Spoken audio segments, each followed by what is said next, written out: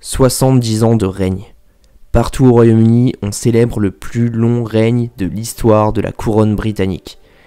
Un règne qui aura vu passer de nombreux dirigeants, de Churchill à Boris Johnson en passant par Margaret Thatcher, et qui aura vu le plus grand empire colonial ayant existé devenir un état-nation moderne inscrit pleinement dans le XXIe siècle. Mais cet empire, il en reste encore des traces. À travers le monde, le jubilé de la reine est célébré. En Australie, les bâtiments et les monuments sont illuminés en pourpre royale alors que le Canada frappe des pièces de monnaie uniques commémorant la figure d'une reine qui est encore la leur, au moins symboliquement. Oui, cet empire n'est pas complètement éteint et à l'heure où le Royaume-Uni doit se reconstruire après une rupture de ses relations avec l'Union européenne et trouver de nouveaux alliés, la question n'a jamais été autant d'actualité. Existe-t-il encore un empire britannique ? Quelle est la place du Royaume-Uni dans le monde aujourd'hui, alors que l'on remet en cause la légitimité et le rôle de la famille royale et que de nombreux pays voient d'un mauvais œil cette tradition qu'ils estiment l'héritière de la colonisation. Comment se reconstruire ? Vous êtes sur Polytips, la chaîne qui pense autrement, et on va tenter d'y voir plus clair. On est parti. Depuis le 1er janvier 2021, Londres ne fait plus partie de l'Union européenne. Après des années de négociations et face à des désaccords nombreux, les deux parties auront finalement réussi à s'entendre et à signer un traité qui définit les nouvelles règles du commerce extérieur.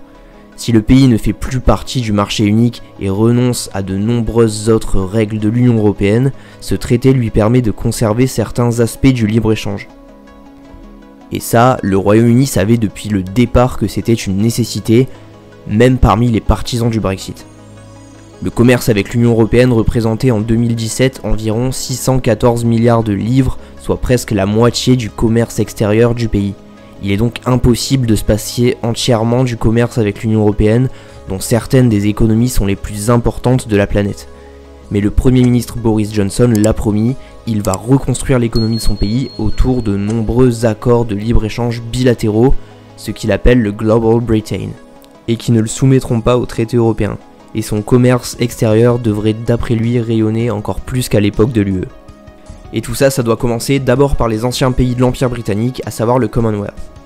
Alors que pèse le Commonwealth aujourd'hui dans le monde et dans le commerce avec Londres ? Cet accord formé sur les cendres de la colonisation britannique est purement politique et ne lie pas les pays à un accord de libre-échange. Malgré cela, les 54 pays membres partagent une langue, une histoire et un système juridique et politique avec quelques similarités, ce qui peut clairement faciliter les échanges commerciaux.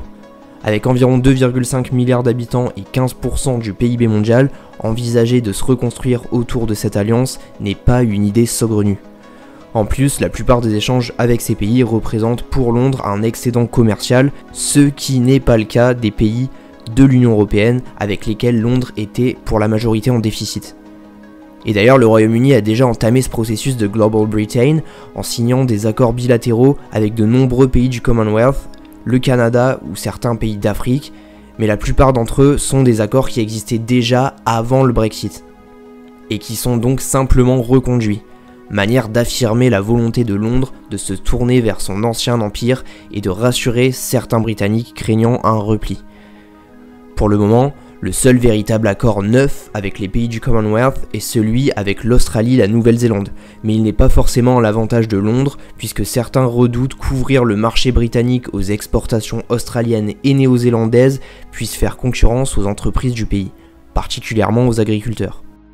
Même si le rapprochement est visible, il est clair que ces pays ne pourront pas remplacer le poids commercial de l'Union puisque réunis, ils représentent seulement à peine plus de 10% du commerce britannique. En comparant avec certains pays de l'UE, cela saute même aux yeux. Même en intensifiant les relations commerciales, ces pays ne pèseront jamais assez pour rendre le Royaume-Uni indépendant commercialement. Au-delà de cela, les relations avec les anciennes colonies sont de plus en plus friables et cela pourrait remettre en cause le potentiel de partenariat. Les anciennes colonies, en particulier celles qui ont été esclavagistes, remettent en cause la place de la monarchie et même du Commonwealth. C'est le cas par exemple de la petite Barbade, pays insulaire des Caraïbes devenu république depuis 2021, même si le pays est resté membre du Commonwealth. En Afrique, ce détachement s'illustre par une diminution du poids des pays européens dans les échanges pour une augmentation nette du poids de la Chine, devenu premier partenaire commercial de ces pays. Un rejet de l'ancien empire colonial ne peut donc que difficilement laisser place à plus de proximité avec ces pays. Le résultat, c'est un risque pour Londres d'être isolé sur la scène internationale. Alors bien sûr, d'autres partenariats sont tout à fait plausibles en termes de libre-échange, les États-Unis et la Chine en tête de liste. Et d'ailleurs, Boris Johnson en est parfaitement conscient, et c'est pourquoi il s'est empressé de vouloir négocier un traité avec l'oncle Sam, traité qui d'ailleurs était en bonne voie, mais qui est à l'arrêt depuis l'élection de Joe Biden, qui a fait savoir plusieurs fois que ce n'était pas sa priorité. D'autant plus que le peuple américain est de moins en moins favorable à ce genre de traité de libre-échange. On peut d'ailleurs se demander si ce n'est pas contre-productif de se rendre toujours plus dépendant de Washington alors que les Britanniques ont souhaité regagner leur souveraineté avec le Brexit. Pour ce qui est de la Chine, aucun accord n'a été signé à ce jour, et cela est dû aux tensions sino-américaines qui se répercutent encore une fois sur la Grande-Bretagne, qui préfère suivre Washington quitte à se mettre à dos ce qui pourrait être un important partenaire commercial. Londres a en effet annoncé que la marque de smartphone Huawei serait bannie du réseau 5G d'ici 2027, ce qui pourrait tendre les tensions, et ça empêche donc un rapprochement. Londres reste donc en difficulté pour se réinventer une place sur la scène internationale, et les solutions sont peu nombreuses.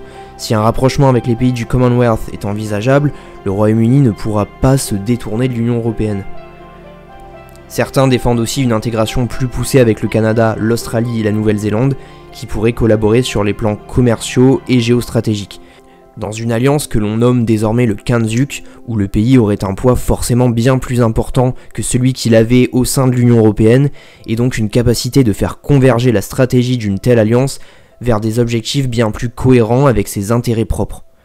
Mais là encore, ce genre d'alliance se heurte à de nombreux problèmes, d'abord ceux que j'ai évoqués précédemment, mais aussi la distance géographique immense entre ces pays, ce qui limite la collaboration, d'autant plus dans un contexte où les inquiétudes face au réchauffement climatique nourrissent des doutes quant au commerce sur de telles distances, le commerce régional étant plutôt privilégié. Londres est donc confronté à de nombreux dilemmes, et les solutions semblent s'amincir de plus en plus. Les partenaires ne sont pas si nombreux entre les restes d'un empire qui semble se détacher de son ancien colonisateur et des puissances régionales dont les préoccupations sont bien différentes de celles du Royaume-Uni.